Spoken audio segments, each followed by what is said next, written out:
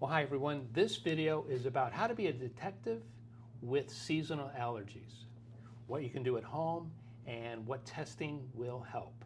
Hi, I'm Dr. Brian McGuckin, downtown Frankfort, Illinois. I'm a chiropractor, and we work with people come in with neck pain, back pain, chest discomfort because of the allergies, headaches, sinuses are miserable, and the chiropractic adjustments work fantastic to give relief. But I want to know why. And I think you do too. So this video, we're going to cover the different testing and what you can do at home. So the home stuff first, and then we'll get into the testing. It's a pyramid. So think of the allergies load as a pyramid, and there's a threshold. When you go over the threshold, your immune system can't handle it. White blood cells start exploding at a very high rate, and you're flooded with histamines from the white blood cell. The histamines irritate the mucus glands, and I fill up with congestion.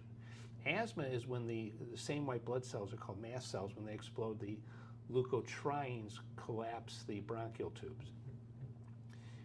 But I'm miserable, and that's your seasonal allergies. So why am I going into this tipping point? Well, typically, the base of the pyramid is going to be food, it's going to be a chemical, preservatives, toxic metals. It can be a lot of things. The top of the pyramid, the tip, is going to be your airborne. That's why not everybody is affected. It has to do with their allergy burden. How come I react and my twin doesn't? It has to do with the ability to detoxify these other things or sensitivities to foods. So the first thing is at home is stay away from food colorings. Anything that would be a burden to the immune system.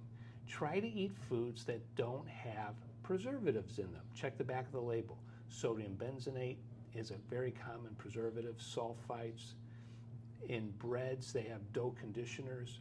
So we want healthy bread, and that would be ascorbic acid. We don't want any of the other preservatives that they would list on the label. By reducing the preservatives, by reducing the food colorings, you're reducing your immune system burden. Also, try experimenting with staying away from dairy. Dairy is the #1 food allergy, food sensitivity when we test, and you can experiment at home with just reducing milk, reducing cheese, and see if you notice a difference in how heavy the congestion is. Always follow your medical doctor's advice. Do not change anything. Always consult with them, but these are just dietary considerations. Now, here at the office, when someone comes in, we want to, it's the detective process. Just what could it be other than bad luck? You know, their dust is in the air. The trees are pollinating, the oak trees, the maple trees. What else, the pine trees, what else could it be? So we're looking for food sensitivities. Dairy's #1. It could be sugar, it could be just about anything. But so we like the testing. It helps us identify and narrow down what to avoid, be a little more predictable. The other one is environmental chemicals. It's the things that we breathe from being on the highway, the exhaust fumes. It could be anything that of an environmental standpoint that you're breathing in. When you smell it, it's in your bloodstream, and then your white blood cells have to remove it. If I am low in certain nutrients, especially omega-3 oils, these chemicals can start to store, and it adds to my allergy burden. Heavy metals, we've seen lead cause sinus congestion. So we test for that, mold exposure, and then the food. So once we identify it, then we can go through a process of removing them nutritionally. We have nutritional protocols for that. So keep that in mind.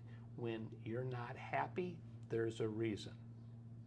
All right, thanks for watching. If I can be of help, give me a call.